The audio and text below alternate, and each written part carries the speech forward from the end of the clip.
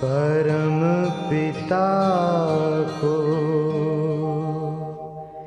याद किए जा, याद किए जा।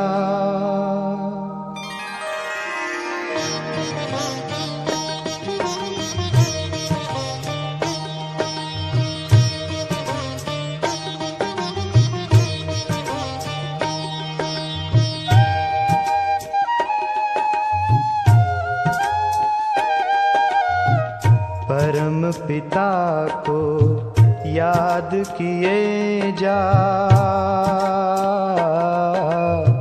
परम पिता को याद किए जा। मुश्किल को आसान किए जा, प्यारे पिता को तू याद किए जा। केम छो?